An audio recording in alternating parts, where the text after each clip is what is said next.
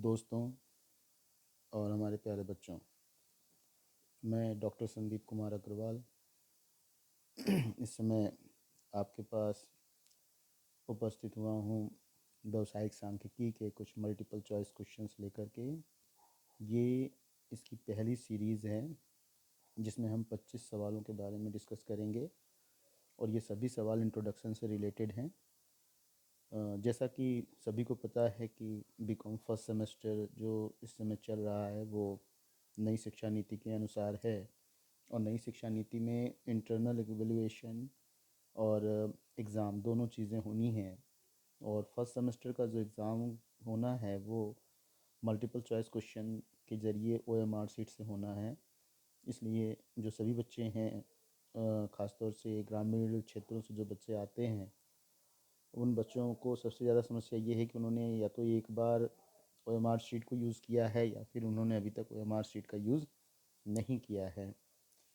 तो क्वेश्चंस जो multiple choice आएंगे उनके कुछ तरीके अलग होते हैं जो कि आप अभी तक थ्योरेटिकल क्वेश्चंस करते आए हैं, देखते आए हैं। तो अब इन्हीं में किस तरीके के मल्टीपल चॉइस क्वेश्चन बनते हैं सांख्यिकी में, इससे रिलेटेड एक कुछ क्वेश्चंस हम आपको डिस्कस करेंगे और ये पूरी सीरीज़ इसी से रिलेटेड होने वाली है।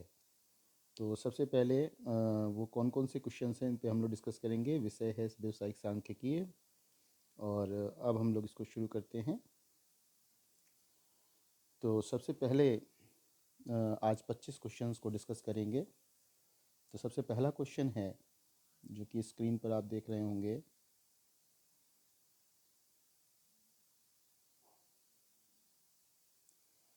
पहला क्वेश्चन है, सांख्यिकी माध्यों का विज्ञान है। Statistics is science of average. पूछा गया है ये किसने कहा है। ऑप्शन में ए सेलिंगमैन, बी बाउले, सी किंग और डी क्रॉक्सटन एंड काउडेन। तो इसमें बिना किसी भी डाउट के ये बाउले का कहा हुआ कथन है कि statistics is the science of average. Question number 2 पर आएंगे। क्वेश्चन नंबर 2 है, सांख्यिकीय शास्त्र के विकास में भूमिका निभाई है। तो इसमें बहुत ज़्यादा दिमाग लगाने की ज़रूरत नहीं है। सांख्यिकीय चूँकि एक गणित का ही एक क्षेत्र है, तो दृष्टिकोण इसमें जो रहा अधिकतर गणितज्ञों का रहा है। तो इसमें सबसे ज़्यादा जो भूमिका निभाई है वो गणितज्ञों ने निभाई है, इसलिए इसका जो सही उत्तर होगा वो ऑप्शन नंबर बी होगा। तीसरा क्वेश्चन है, स्टैटिस्टिक्स का जन्मदाता माना जाता है। बहुत ही कॉमन सवाल है, बच्चे अधिकतर इसको जानते हैं कि गॉटफ्राइड अकेनवाल जो हैं वो इसके जो है जन्मदाता माने जाते हैं। तो इसका जो सही उत्तर होगा वो होगा डी। क्वेश्चन नंबर 4 की बात करें तो क्वेश्चन नंबर 4 में पूछा गया है, निम्नलिखित में सांख्यिकी है। इसमें पूछा यह गया है कि सांख्यिकी है, समंक सांख्यिकी है, तथ्य सांख्यिकी है, विज्ञान सांख्यिकी है या ज्योतिष सांख्यिकी है। स्टैटिस्टिक्स इसमें से न तो मतलब इसमें क्या है, जैसे कि डेटा, फैक्ट, साइंस या फिर एस्ट्रोलॉजी। तो इसका जो सही उत्तर होगा वो होगा, इसमें सांख्यिकी जो है वो है समंक, क्योंकि समंक को कई बार सांख्यिकी का पर्यायवाची भी कहा जाता है। पांचवा सवाल है, कोई तथ्य समंक होगा यदि। कोई तथ्य समंक होगा यदि वो संख्याओं में व्यक्त हो, वो समूह रूप में हो, यानी कि सबसे पहले तो वो जो एक्सप्रेस किया गया हो न्यूमेरिकली, दूसरा ग्रुप में हो, उसके बाद तीसरा है तुलनीयता का गुण हो, यानी उसमें कंपैरिजन हो सके, और चौथा है इनमें से सभी। तो भाई देखो, जो यहाँ पर पूछा गया है कि कोई तथ्य समंक होगा, समंक होने के लिए उसको न्यूमेरिकली होना बहुत ज़रूरी है, ग्रुप्ड होना बहुत ज़रूरी है। ग्रुप का मतलब कि अकेला नंबर नहीं होना चाहिए। ग्रुप सीरीज मत समझना। ग्रुप का मतलब है एक अकेला नंबर कभी भी समंक नहीं होता है, वो केवल नंबर होता है, क्योंकि जब अकेला होगा तो उसमें हम कंपैरिजन नहीं कर पाएंगे। तो इसमें न्यूमेरिकल होना चाहिए और एक से ज़्यादा यानी समूह में होना चाहिए, और तुलनीयता यानी कंपैरिजन होना चाहिए। तो इस तरीके से इसका जो सही उत्तर बनेगा वो बनेगा ऑप्शन नंबर डी, यानी उपयुक्त सभी। छठवां सवाल है, निम्नलिखित में समंक होने की योग्यता है। अ फैक्ट यानी एक तथ्य, एक संख्या, अ नंबर, सजातीयता, सजातीय तथ्य एवं समूह में प्रदर्शित समूह लेकिन विजातीय तथ्य। देखो, सजातीय और विजातीय इसको इस तरह से समझा जा सकता है कि जब आंकड़े जो है जैसे एक आंकड़ा जो है आपको दिया गया हो रुपए में और दूसरा आंकड़ा भी रुपए में दिया गया हो, तो फिर उसमें अगर कंपैरिजन हो सकता है तो फिर वो सजातीय है, और अगर कंपैरिजन नहीं हो सकता तो वो विजातीय है। तो इसका जो सही उत्तर होगा वो उत्तर होगा सी, सजातीय तथ्य एवं समूह में प्रदर्शित। क्वेश्चन नंबर 7 है, सभी समक, इसमें प्रथम कथन और द्वितीय कथन दिया हुआ है और हमें बताना है कि पहला कथन सही है या दूसरा कथन सही है, या दोनों सही हैं, या इनमें क्या है, ऑप्शन के हिसाब से इसे आंसर देना है। तो पहले कथन को समझना बहुत ज़रूरी है। जब तक हम कथन को यानी स्टेटमेंट को जब तक हम एनालाइज नहीं करेंगे तो हम नीचे के ऑप्शंस नहीं बता पाएंगे। तो इसमें पहला पूछ रहा है, सभी समंक संख्यात्मक तथ्य हैं। All data are numerical fact, लेकिन सभी संख्यात्मक तथ्य समंक नहीं है। But all numerical facts are not data. तो अभी मैंने बताया था तुमको जैसे कि संख्यात्मक तथ्य केवल होना समंक नहीं है, क्योंकि केवल न्यूमेरिकल एक्सप्रेस कर दिया गया लेकिन वो ग्रुप में नहीं है, यानी एक से ज़्यादा नहीं है, और उसमें कंपैरिजन नहीं हो सकता, तो फिर वो डेटा नहीं कहलाएगा। इसलिए ये जो पहला ऑप्शन है, पहला कथन जो है ये तो बिल्कुल सही है कि सभी समंक संख्यात्मक तथ्य तो होते हैं लेकिन सभी संख्यात्मक तथ्य समंक नहीं होते हैं। अब दूसरे की बात करें तो इन्होंने कहा है पत्नियों की आयु और सूचकांकों का कोई संबंध नहीं है। तो देखो, पत्नियों की आयु और सूचकांक, सूचकांक तो एक तरीके का कह लो कि हमें जो है इंडेक्स नंबर या सूचकांक जो होता है वो एक तरीके का निर्देशांक होता है, जिसमें हमको ईयर वाइज पता चलता है कि ट्रेंड्स कैसे रहे हैं, बढ़ा है, घटा है, क्या है। तो यहाँ पर पत्नियों की आयु और सूचकांक का कोई संबंध नहीं है, तो ये बिल्कुल सही है कि पत्नी की आयु और सूचकांक का कोई संबंध नहीं है। पत्नियों की आयु होते और उनका वजन होता, या पत्नियों की आयु अगर दिया होता या उससे रिलेटेड कोई और फैक्ट होता, पति की आयु और पत्नियों की आयु दोनों में होता, तब तो हम उसे समंक मान लेते। लेकिन सूचकांक और पत्नी की आयु में कोई भी समंक नहीं होगा, तो ये भी सही है। तो पहला कथन भी सही है और दूसरा कथन भी सही है। इसका मतलब इसका जो सी ऑप्शन है वो सही होगा, दोनों सत्य हैं। तो ये इसका जो सबसे जो सही ऑप्शन होगा वो क्या होगा, दोनों सत्य हैं।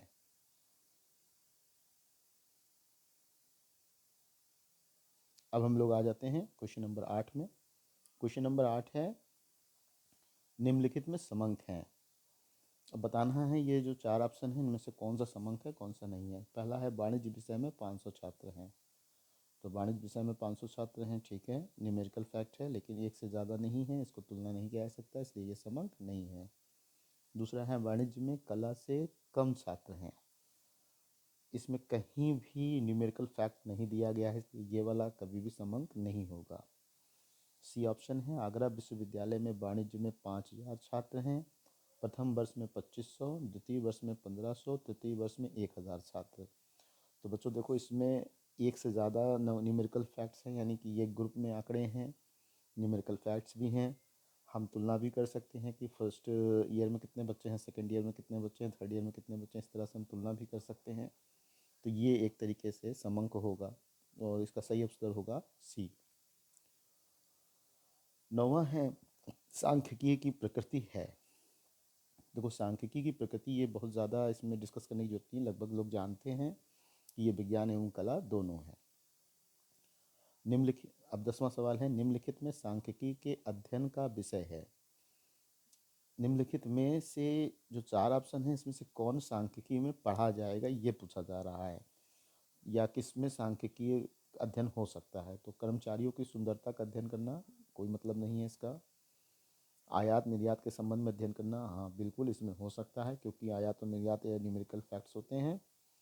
हम सुंदरता को न्यूमेरिकल फैक्ट्स में नहीं बता सकते हैं कि कौन 100 सुंदर है कौन 50 सुंदर है, क्योंकि सुंदरता देखने वाले की नज़र में होती है, इसलिए ये नहीं कहा जा सकता। सी, अंधविश्वास का अध्ययन, ये तो आपको भी समझ में आ रहा होगा कि ये बिल्कुल गलत है। और डी, बिल्ली के रास्ता काटने पर हुई दुर्घटनाओं पर विश्वास। तो यहाँ पर ये भी कोई मतलब नहीं है, क्योंकि ये विश्वास कह दिया इसने। कितनी दुर्घटनाएं हुई अगर ये कहता तब भी एक बार कहा जा सकता था, लेकिन ये विश्वास शब्द लग जाने से ये कहीं भी आपका समंक सांख्यिकी में इसका अध्ययन नहीं होगा। तो इसका जो सही उत्तर होगा वो होगा ऑप्शन नंबर बी, आयात निर्यात के संबंध में अध्ययन करना। 11वां सवाल आपके सामने जो आ रहा है वो है, निम्नलिखित में सांख्यिकी के अंतर्गत अध्ययन नहीं होगा। अभी देखो पूछ रहा था किसका अध्ययन होगा, अब पूछ रहा है किसका अध्ययन नहीं होगा। तो देखो ये भी ध्यान रखना कि उसने अगर नहीं पूछ लिया है तो हमको फिर नहीं के हिसाब से उत्तर देना है। ये भी एक इम्पॉर्टेंट पॉइंट है, ध्यान रखने वाली बात है। तो निम्नलिखित में सांख्यिकी के अंतर्गत अध्ययन नहीं होगा। बजट का अर्थव्यवस्था पर अध्ययन, ये तो होगा, सीधी सी बात है। खाद का उपज पर प्रभाव, ये भी होगा। वस्तु की मांग का अध्ययन, ये भी होगा क्योंकि ये फोरकास्टिंग से रिलेटेड है। गणितीय प्रश्न का हल, देखिए ये गणितीय प्रश्न जो है ये गणित का विषय हो गया, ठीक है। नो डाउट हम ये जो सांख्यिकी है ये गणित का ही एक पार्ट है, लेकिन गणित के प्रश्नों और सांख्यिकी के प्रश्नों में फ़र्क होता है। गणित से जो प्रश्न हम सॉल्व करते हैं वो एग्जैक्ट आता है, सांख्यिकी में जो हम हल करते हैं वो हमें एक तरीके से ट्रेंड बताता है। तो गणित के जो प्रश्न हल कर रही हैं सांख्यिकी में इनका अध्ययन नहीं होगा। 12वां सवाल है, सांख्यिकी लक्ष्य नहीं वरन साधन है। ये एक कथन है, इसके बारे में पूछ रहा है कि बताओ कथन के बारे में उचित है कि नहीं है। नीचे जो लिखी चीज़ें हैं, सांख्यिकी लक्ष्य नहीं वरन साधन है। देखो लक्ष्य का मतलब होता है सांख्यिकी रिजल्ट नहीं है, बल्कि ये एक मेथड है, टूल है किसी भी ऑब्जेक्टिव को अचीव करने के लिए। तो ये बिल्कुल सही है कि ये आपका लक्ष्य नहीं है बल्कि ये एक साधन है। तो इसका जो पहला ऑप्शन ए है वो सही होगा, कथन सत्य है। 13वां सवाल जो आपके सामने है वो है, सांख्यिकी का आशय समंकों का संकलन, संकलन का मतलब होता है कलेक्शन, संपादन यानी एडिटिंग, वर्गीकरण यानी कि क्लासिफिकेशन, और निर्वचन यानी कि इंटरप्रिटेशन। ये बता रहे हैं कि ये परिभाषा अर्थ स्पष्ट करती है। तो जैसा हमने पहले आपको बताया भी है क्लास में कई बार, और आप शायद जानते भी होंगे कि सांख्यिकी एक वचन और बहुवचन दोनों में पढ़ा जाता है। तो एक वचन के रूप में सांख्यिकी एक विधि होती है, विज्ञान होता है, जबकि बहुवचन के रूप में डाटा होता है यानी समंक होता है। तो यहाँ पर जो है संकलन करना भी एक विधि है, संपादन करना भी एक विधि है, वर्गीकरण करना भी एक विधि है, निर्वचन भी एक विधि है। इन सब में वैज्ञानिक गतिविधियों का प्रयोग किया जाता है, इसलिए जो है इसका जो ऑप्शन नंबर ए है वो सही होगा कि सांख्यिकी का आशय समंकों का संकलन, संपादन, वर्गीकरण, निर्वचन है। यह परिभाषा स्पष्ट करती है एक वचन में। इसका ए ऑप्शन सही होगा। अब हम 14 नंबर क्वेश्चन में आएंगे। ये है, निम्नलिखित में समंक हैं। ए ऑप्शन है, ए बी सी की आय क्रमशः 500, 800 और 1000 है। बी ऑप्शन है, ए की आय 500 और बी का वजन 60 किलोग्राम है। सी ऑप्शन है, बी की लंबाई 165 सेंटीमीटर और सी का वजन 75 किलोग्राम है, और उपयुक्त में से कोई नहीं। देखो जैसे मैंने अभी थोड़ी देर पहले बताया था कि यहाँ पर जो बी ऑप्शन है इसमें आय और किलोग्राम दे दिया है, दोनों का कोई मतलब नहीं है, इसमें कंपेयर नहीं किया जा सकता, इसलिए ये जो है समंक नहीं है। बी की लंबाई 165 और सी का वज़न 75 किलोग्राम है, तो ये भी अलग अलग इकाइयाँ हैं, तो अलग अलग इकाइयाँ होने के कारण इनमें भी कंपैरिजन नहीं किया जा सकता। तो इसका जो सही उत्तर होगा 14 का ए बी और सी की आय क्रमशः 500, 800 और 1000 रुपये है। 15वां सवाल है, सांख्यिकी का प्रमुख कार्य है। थोड़ा गलत छपा है, ये सब जगह सांख्यिकी होगा, सांख्यिक का प्रमुख कार्य है। सांख्यिक अगर हम इसको स्टैटिस्टिशियन भी मान लें तो लगभग बात वही हो जाती है, सांख्यिक कहो चाहे सांख्यिकी कहो। तो सांख्यिक का प्रमुख कार्य है तथ्यों का संख्यात्मक प्रदर्शन, जटिल तथ्यों को सरल बनाना, तथ्यों का तुलनात्मक अध्ययन, उपयुक्त सभी। तो देखो बच्चों ये बिल्कुल सही बात है कि संख्यात्मक प्रदर्शन भी स्टैट्स में होता है। जो भी थोड़ा सा जटिल फिगर्स होते हैं उनको जब हम कह लीजिए कि कलेक्शन के बाद जब क्लासिफिकेशन करते हैं तो उनको सरल बना के टेबलाइजेशन इत्यादि उसमें की जाती हैं।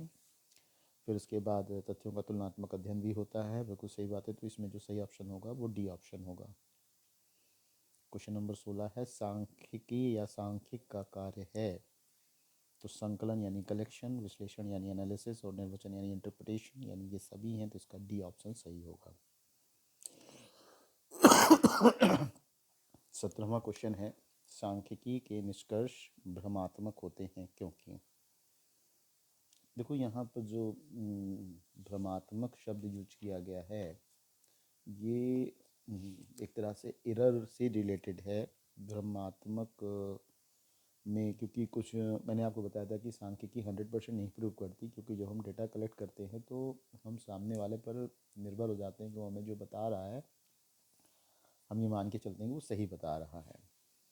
तो जब प्राइमरी डेटा कलेक्ट किया जाता है तो सेकेंडरी में तो खैर हम बता ही नहीं सकते हैं कि जिसने कलेक्ट किया वो कैसे किया, तो उसमें भी मान के चलते हैं कि वो सही है। और प्राइमरी में भी कई बार ऐसा होता है कि जो एन्यूमरेटर्स होते हैं या जो भी कलेक्शन करते हैं डेटा को, जब पूछते हैं तो उस समय से जो बताने वाला होता है वो अगर कुछ गलत बता देता है तो उसकी संभावना रहती है थोड़ी बहुत, जिसको कि हम लोग यहाँ पर एरर में पढ़ते हैं, विभ्रम जिसको कहते हैं। तो विभ्रम को रोका नहीं जा सकता, लेकिन गलतियों को रोका जा सकता है। मिस्टेक रोकी जा सकती है, एरर को नहीं रोका जा सकता। तो इसलिए इनका कहना है कि सांख्यिकीय के निष्कर्ष भ्रमात्मक होते हैं क्योंकि केवल संख्यात्मक तथ्यों का अध्ययन करती है। ए ऑप्शन है। बी ऑप्शन है, समूह का अध्ययन किया जाता है, इकाई का नहीं। सी ऑप्शन है, निष्कर्ष औसत रूप से ही सत्य होते हैं। तो देखो बेटा, ऐसा है कि इसमें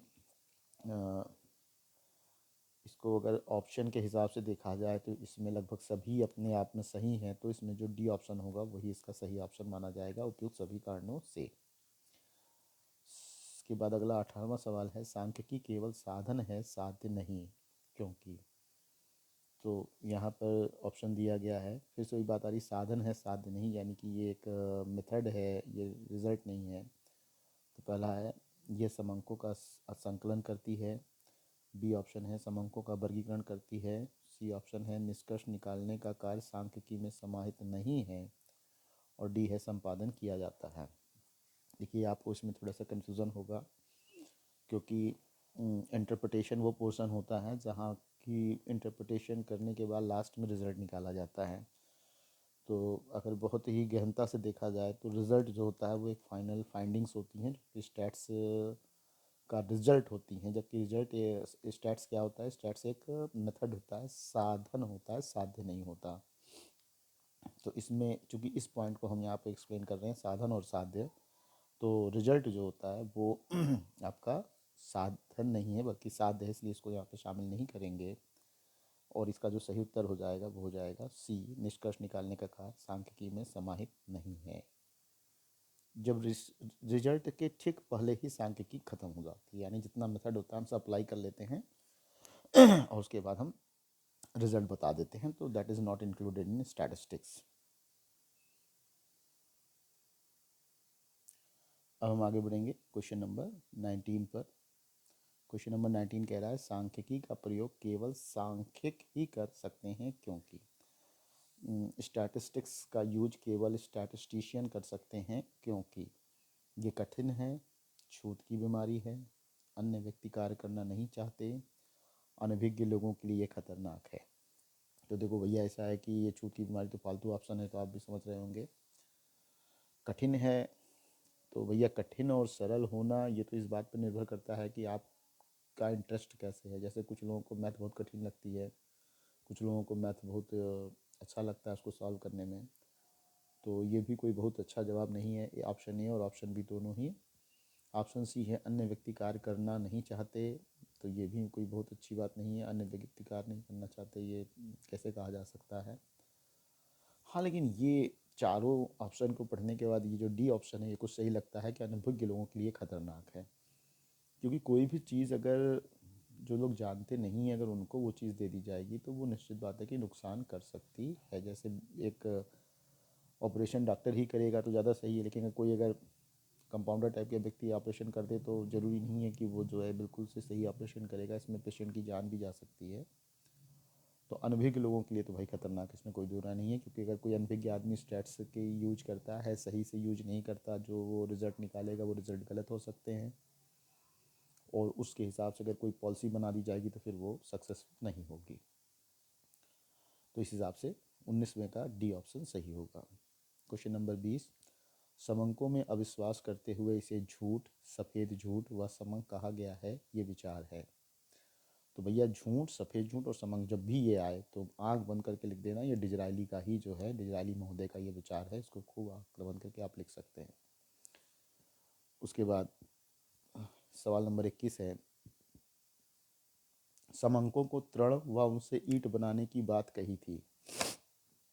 देखो भैया, इसमें तृण शब्द जो है ये इसको हम आपको ऐसे समझ लो कि ईंटें जो बनती हैं वो मिट्टी से बनती हैं।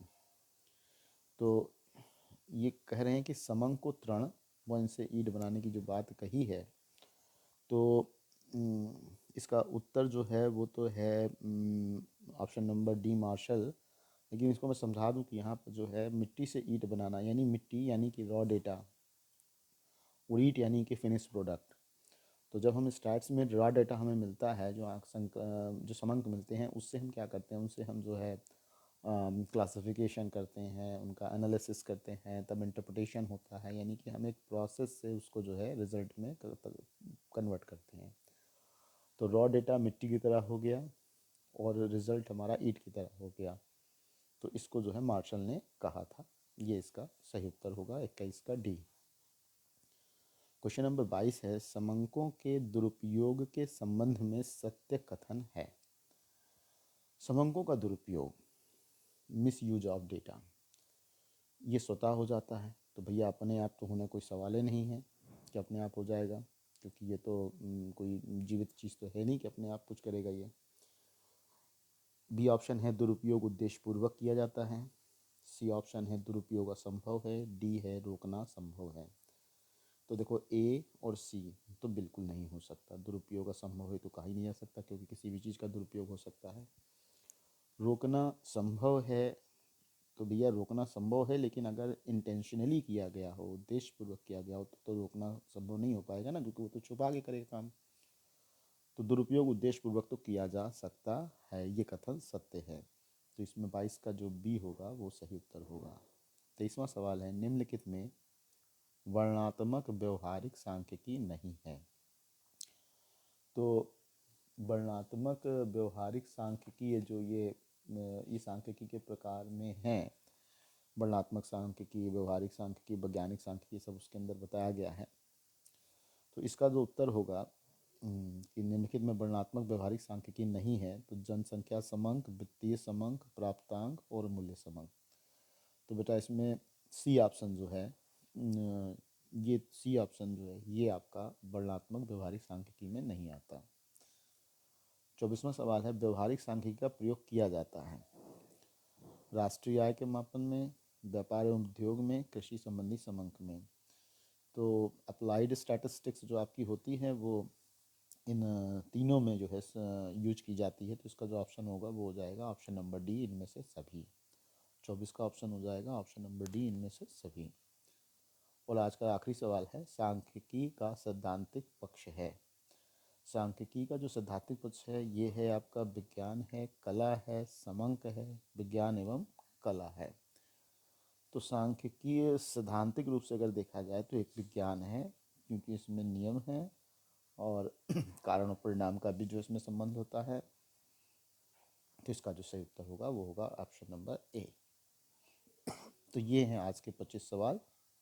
अब इसकी जो अगली सीरीज होगी वो अगले 25 सवाल अगले वीडियो में आपके सामने रखे जाएंगे। तो आज के लिए इतना ही, धन्यवाद।